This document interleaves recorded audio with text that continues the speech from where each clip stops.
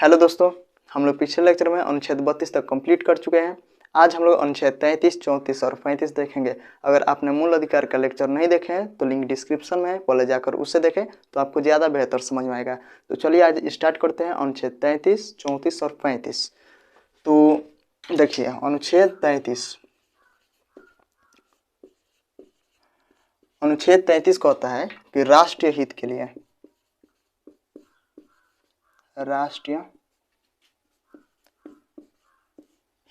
लिए सेना, सशस्त्र बल, खुफिया विभागों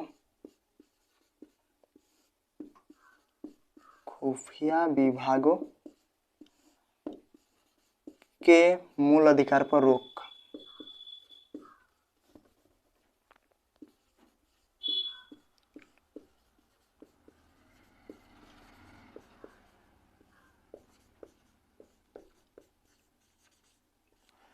अनुच्छेद 33 के तहत जो सेना में है या सशस्त्र बल या खुफिया विभाग में जो है उनके मूल अधिकार पर रोक लगा दिया जाता है, क्योंकि राष्ट्रीय खतरा बन सकता है। ये लोग, अगर इन लोगों को हम लोग स्वतंत्रता दे देंगे तो राष्ट्र के लिए खतरा साबित हो सकता है। ठीक, तो अब देखेंगे अनुच्छेद 34। तो अनुच्छेद 34 के तहत भारत के किसी भी क्षेत्र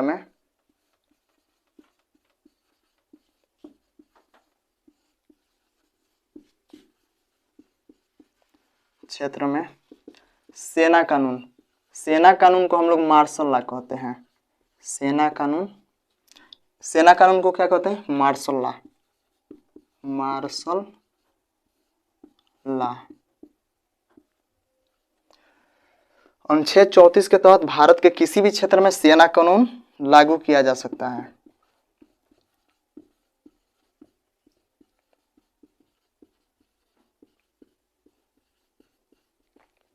देखिए, सेना कानून जो है वहीं पे लागू होगा जहां पे अशांत क्षेत्र है। जैसे पूर्वी भारत देखिएगा आप, नागालैंड, मणिपुर, मिजोरम, यहाँ पे सेना कानून यानी मार्शल लॉ लागू रहता है। ठीक है, अब अनुच्छेद 35 देखेंगे। तो अनुच्छेद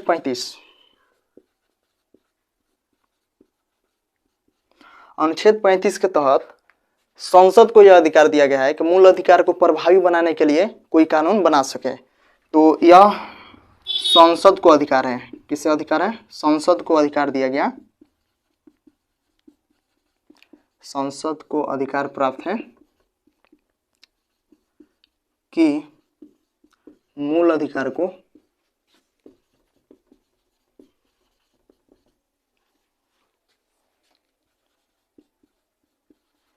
प्रभावी बना सके। इसमें याद रखिएगा, राज्य विधानमंडल को ये शक्ति नहीं प्रदान की गई है। ठीक है, तो इसमें राज्य विधानमंडल ये कानून नहीं बना सकता है। मूल अधिकार में राज्य विधानमंडल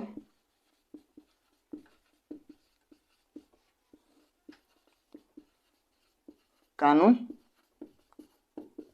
नहीं बना सकता है। ठीक है, अब देखिए हम लोग मूल अधिकार स्टार्ट किए थे जिसमें हम बताए थे भाग 3 में अनुच्छेद 12 से लेकर 35 तक मूल अधिकार का वर्णन है। तो हम लोग 12 से लेकर 35 तक कंप्लीट कर चुके हैं। ठीक है, यानी मूल अधिकार आज कंप्लीट हो गया। अब देखते हैं कौन कौन सा आर्टिकल भारतीयों को प्राप्त है। तो देखिए अनुच्छेद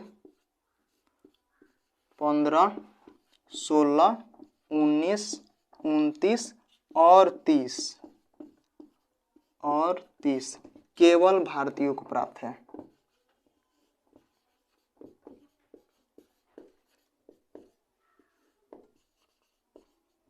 भारतीय नागरिकों को प्राप्त।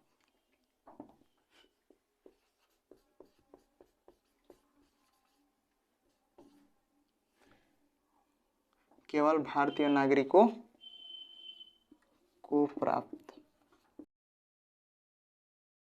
ठीक है, देखिए याद रखना बहुत ही सिंपल है। अनुच्छेद 15, 15 के बाद 16, 16 के बाद 19, 19 के 10 गो के बाद कितना आएगा? 29। तो 19 और 29 और ये 30। ठीक है, कितना? 15, 16, 19, 29, 30। बहुत ही सिंपल है, ये केवल किसको प्राप्त है, भारतीय नागरिकों को प्राप्त है। अब समझिए कुछ आर्टिकल ऐसे हैं जो राष्ट्रीय आपात के दौरान समाप्त नहीं होंगे, जैसे अनुच्छेद 20 और 21 है। अनुच्छेद 20 और 21 राष्ट्रीय आपात के दौरान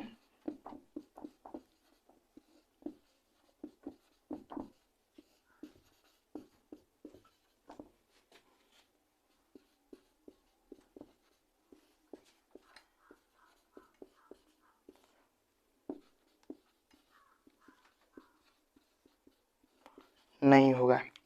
अनुच्छेद 20 और 21 जो है राष्ट्रीय आपात के दौरान समाप्त नहीं होगा। अब राष्ट्रीय आपात क्या होता है, जैसे देखिए कोरोना काल था ना, वो समझिए एक प्रकार के राष्ट्रीय आपात था, जिसमें लोगों को मिलने जुलने की स्वतंत्रता नहीं थी, नहीं एकजुट हो सकते थे। तो इसी प्रकार होता है राष्ट्रीय आपात। राष्ट्रीय आपात अनुच्छेद 352 के तहत लगता है। ठीक है, देश में आपात 3 प्रकार का होता है। देखिए, एक होता है राष्ट्रीय आपात,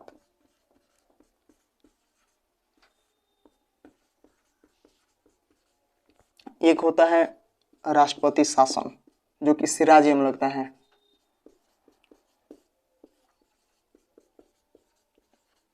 और एक होता है वित्तीय आपात।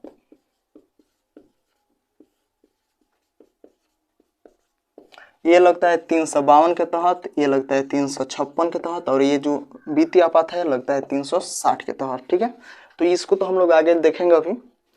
अभी हम लोग समझेंगे मूल अधिकार के बारे में कि अनुच्छेद 20 और 21 से राष्ट्रीय आपात के समय खत्म नहीं हो सकता है। ठीक है, तो उम्मीद करते हैं आपको समझ में आया होगा। मिलते हैं अगले वीडियो में, तब तक के लिए जय हिंद।